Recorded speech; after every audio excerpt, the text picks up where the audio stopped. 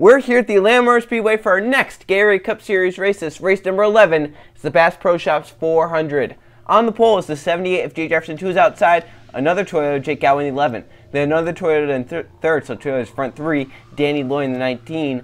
Fourth is Trey Rainey, and rounding out the top 5 you have Steve Morgan. Then 6th is Derek Hamill. 7th is Jonathan Buford, and 8th you have Taylor Brian Price. In 9th it's Stephen Baker, and Jack Marshall rounds out the top 10. The rest of the field with Benny Watson and Colton Yo. Then there's John Gambit and Riley Sampson, Diego Yepez and Luigi Octavo. Then there's Derek Bouchard and Code Luigi. This is the race he won last season, trying to get back to victory lane in the Gatorade Cup Series. They have Carter Friesen and Steve Larker, Patrick Smith and Jeff Bright. Then there's Johnny Gardner and Tyler Fink, Alexander Rowe and Carson Bowers. They have Sebastian Kukulon and Stephen Taylor. Then Jonathan Raines and James Dablito, Joe Jefferson and Dale Lightning. Then Mac Johnson and Justin Zidell, Max Anderson and Luke Rainey. Then Eli Bright and TJ Hanley, Griffin Lynn and Jake West. And in the final row, Isaac Nichols in the 48, Nathan Stapleton in the 27 to his outside. So there's your starting lineup for the Bass Pro Shops 400. Let's get down and get our starting command. Gentlemen, start your engine!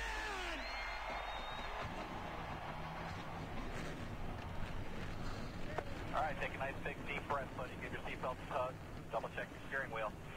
Sit back, relax, get a nice pace, nice rhythm, and let's go out there and have a good day, all right, bud? And our 42 car field takes off the starting grid here at the Atlanta Motor Speedway for the Bass Pro Shops 400. A 39-lap race. Shorter than races here in the past by a few laps, especially 400 milers, but still going to be a fun race here this afternoon. We're going to see 3-wide racing and possibly even the big one with speeds reaching over 200 miles an hour. It's a Toyota front 3, Jay Jefferson, Jake Galloway, Danny Lloyd. Lead us to the green flag for the Bass Pro Shops 400. We're green!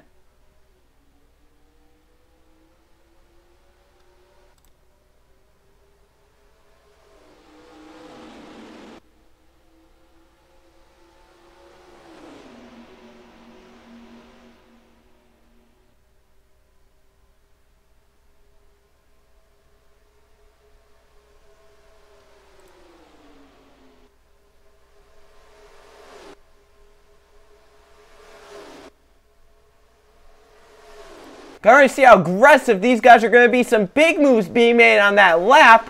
And they are already 4 wide at the front. Some contact with the 95 to 37. And they somehow saved that. That could have been the big one. Meanwhile, up front, Stephen Baker grabs the race lead.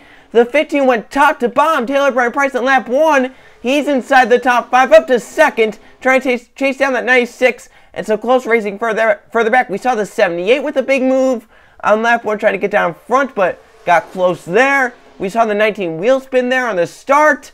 We saw about everything here on these first 2 laps, and there's still green flag racing somehow. Down the backstretch, lap 3, Steve Morgan on Stephen Baker now as they enter turns 3 and 4. Jonathan Buford behind. He's going for second, and Yepez is going for third. Jay Jefferson's found his way back down in line to fourth on the bottom. He has 75 Steve Larker behind. So here comes Yepez in the 1, down low. Morgan leads, now into turn 1, Yepez. With the run, he grabs second. Steve Larker grabs third. Jay Jefferson has a hole down low if he wants it. Baker can't get down there. We'll see if that 78 can fill the hole in front of Alexander on the 72 off into turn 3. Yepez keeps second. 78 stays high. Jefferson. Look at that 1, hugging that yellow line, trying to get a run onto Steve Morgan in the 13. 3 cars, single file, they pull away. Now here comes Larker for second in the 75. 3 wide further back, Jonathan Raines for fourth. Joe Jefferson, his teammate, started towards the back. Here he is inside the top 5. We've only completed 4 laps. Trouble off of the off a second turn. It looked like the 19 was one of them sideways. The Danny Lloyd, Jeff Bryce involved. Possibly even the 6 involved. We're racing back. Steve Morgan has led the most laps so far, and he'll lead back to the caution flag on lap number 6. Caution number 1 has waved early on here in the Bass Pro Shops 400. Jeff Bright has all sorts of damage. Danny Lloyd, one of the first to go around. Carson Bowers, and I think I saw the 34. Patrick Smith also go around as one of the first. So we'll see what happened to bring up caution number 1 off of turn number 2. This was just some really hard racing. See right there, Danny Lloyd in the 19 is in the middle lane. Benny Watson behind him, and they're kind of 4 wide there with Eli Bright and Mac Johnson. 34, Patrick Smith down low. 19 gets a little high, gets a little loose. 32 gets in the back of him, can't check up, and round goes to 34. Watson does get some damage there from the outside wall. The 19 goes spinning. That's where Marshall Galloway got his damage. Jeff Bright got damage right there, and it's on from there. 21 Tyler Fink does a great job. The 6 hit the 5 up off the ground. Octavo looks like it's by, but a ton of cars involved with damage. Look at this in real time then for a few different camera angles. The 32 just tipped the 19 a little bit right there. I think the 19 got a little loose up top, slowed down maybe just a teeny bit right there. And that may have what allowed the 32 to get to his rear bumper there and spin him. And I think just right there, 19 got a little loose, and then the 32 got into him and got the 19 even looser, and around he went. Galloway started outside the front row, got some pretty heavy damage as well. Well, back here in this mess was points leader Max Anderson. It looks like he somehow escapes it down the bottom lane without any damage. Second in points, TJ Hanley just in front of him.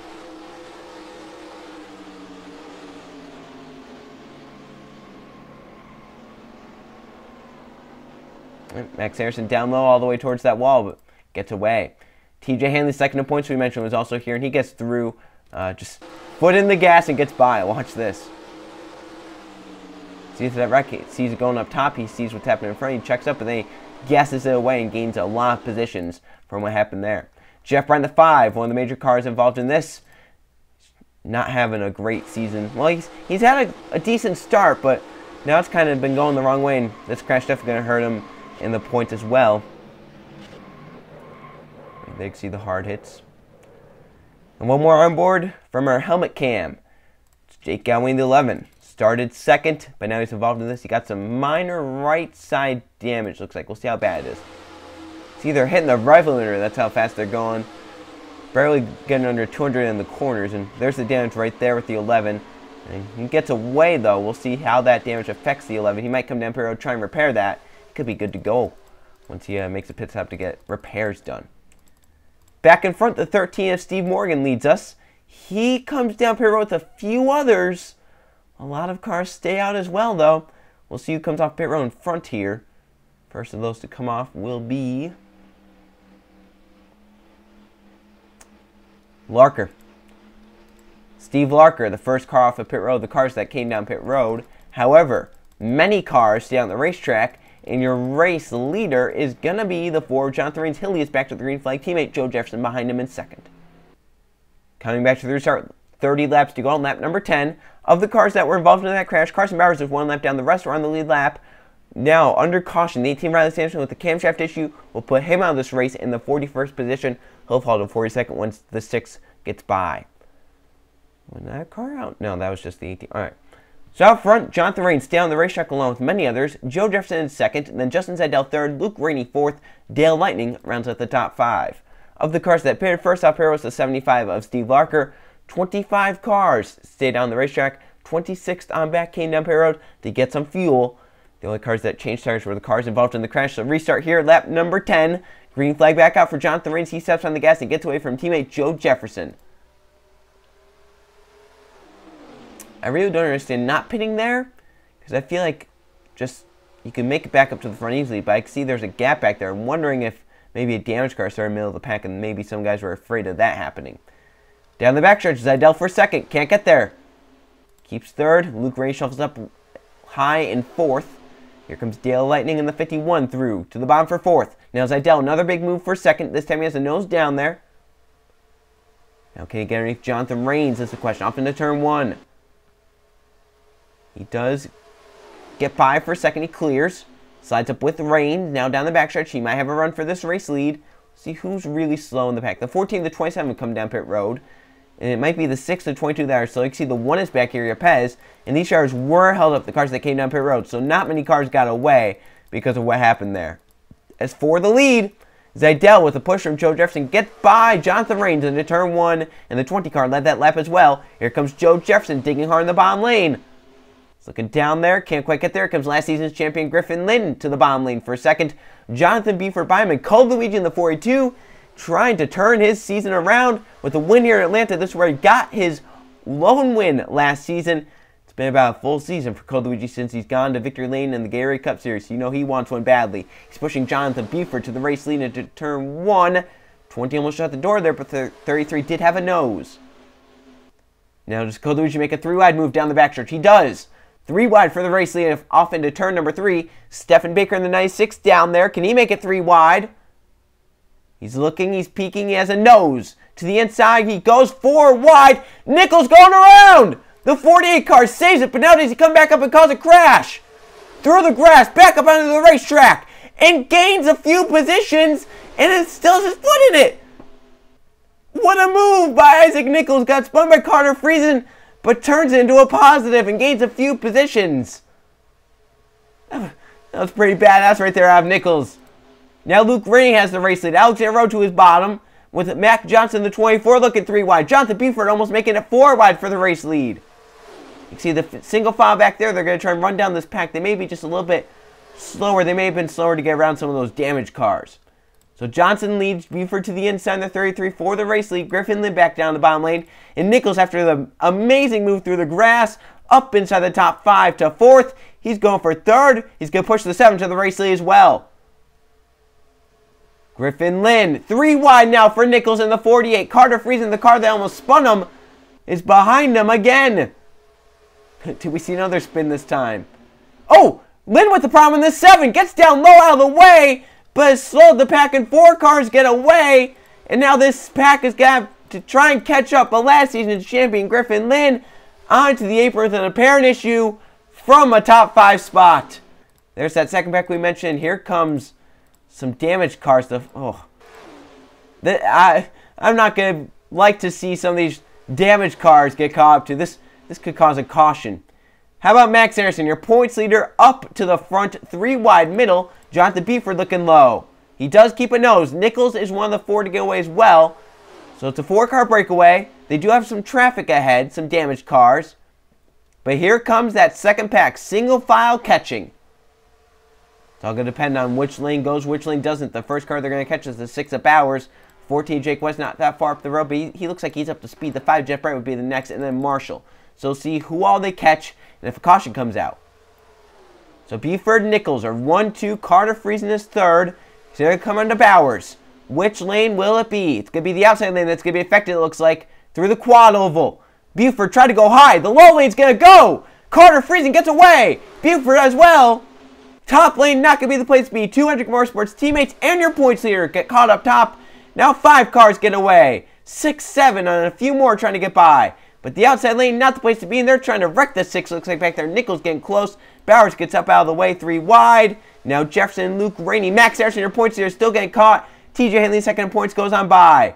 Octave up into this pack now. Luke Rainey, Joe Jefferson. Now this pack is spread out. However, the draft is so huge here at Atlanta, they could get caught right back up. Jeff Bright, the next car they're going to be catching. Coming to 19 laps to go. Friesen leads. He has a win already this season. Kukla has 2 wins already this season. So their front 2 are winners this season. Then for 3rd, Stephen Baker in the 96, trying to get his first of the season. He's a Penzo Truck Series winner. Jonathan Buford is 4th. Johnny Garner in 5th. Code Luigi 6th. Alexander Rowe, James Stablio, Justin Zeidel, and Derek Hamill round out the top 10 as the field trying to get caught up right back together. And now we'll see who the 5 affects this time. Jeff Bryant, the 5. Slow ahead. Coming to 18 laps to go. They're going to catch him. And Kukla wants to be on the bottom lane. Here he comes underneath Carter Friesen. As off into turn 1 and 2. They are side by side. The 5 is ahead. Which lane goes? So far, no lane. 38 car Friesen going to try and fill that hole up top. He couldn't. The 5 shut the door. Kukulon to the inside will get by. Baker will get by. The 5 gets shuffled here. The 38, 42, 33, and the 20, the unlucky victims of the lap traffic ahead. Now some moves being made. Zeidel gets down low. Carter Friesen finally says, I've had enough of this. Let's go to the middle. Code Luigi gets shuffled up top. Now he's stuck behind the 5. Jonathan Buford's still stuck. He gets by, but Code Luigi has to find a way around quickly. If he wants to have a shot this win, he's still stuck. Yeah, this is not good for the 42s. Going to be at the back of this field, and really don't know how he's going to be able to get up to the front again, but they do have more lap traffic at Jack Marshall. Next car they're going to catch. Luigi has to get down low here, though. He can't stay behind. There he goes, finally gets low, but that really cost him from about top 10 now back to the last car in this pack. Jack Marshall is now ahead, and the pack is 3 wide. Alexander Rowe leads. Jake West should be fine. It's just he doesn't have the draft, but we'll see. Which lane goes now as they catch the 22 of Marshall? They stay high.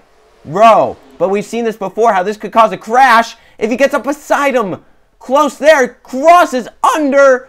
Big move there. Nichols down low as well is going to get by. But Marshall holding up the top side now. The middle's going to try and get by. They're 4 wide. Buford shoved a hole down low and made it work.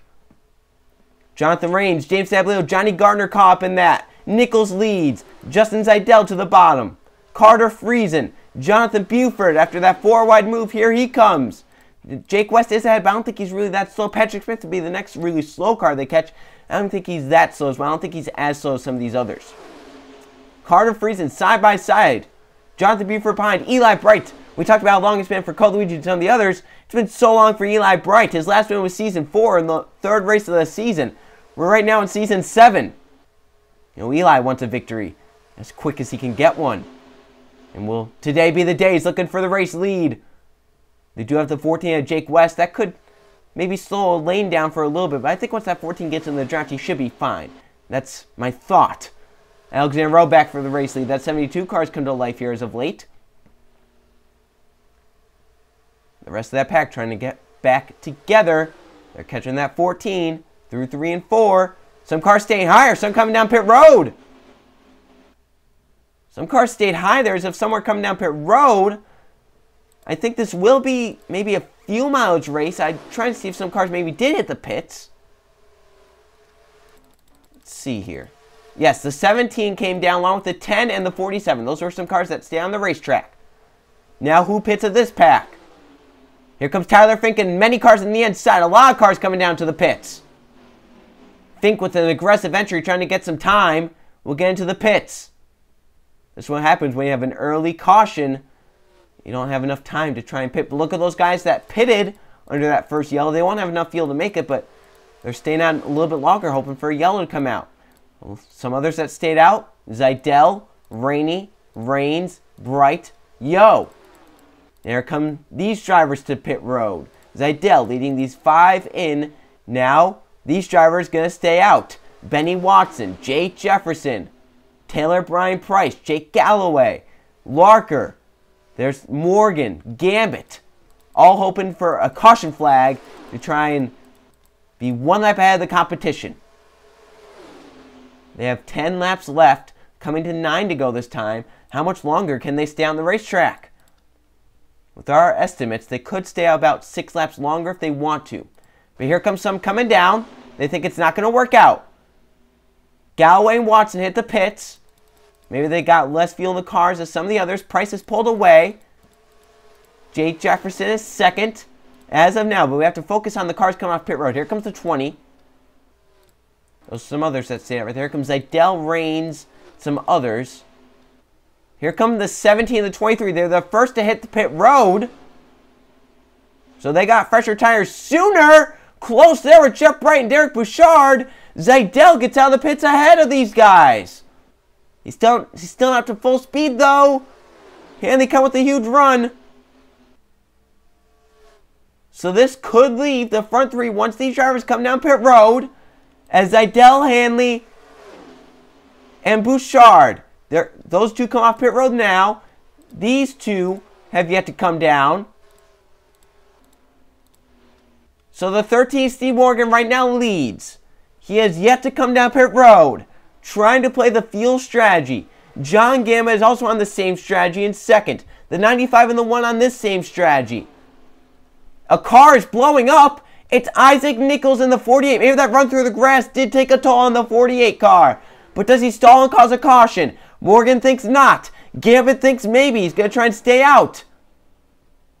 So now John Gambit has your race lead. 6 laps left. And does that blown engine cause a caution? Now I think the rest of the cars have come down pit road, which leaves the 77 out. Marshall is yet to come down, so he's technically in front of these drivers. It's a race between this pack right here. Rains has fallen out of the pack. Eli Bright's just on the edge, and they have this second pack that's really hoping to get caught up. Now, the rest of the cars have come down pit road. It leaves a battle between the front two in points. Joe Jefferson, Alexander Rowe, Jonathan Buford, James Dablio, Justin Zeidel, Derek Bouchard, and maybe some others. Who gets the victory lane at Atlanta in the Bass Pro Shops 400? Bowers is ahead, slow. Steve Morgan merging into the pack. He had a quicker pit stop. The 6 slows the 23 up. Alexander Rowe to the bottom lane. Gonna try and grab the race lead.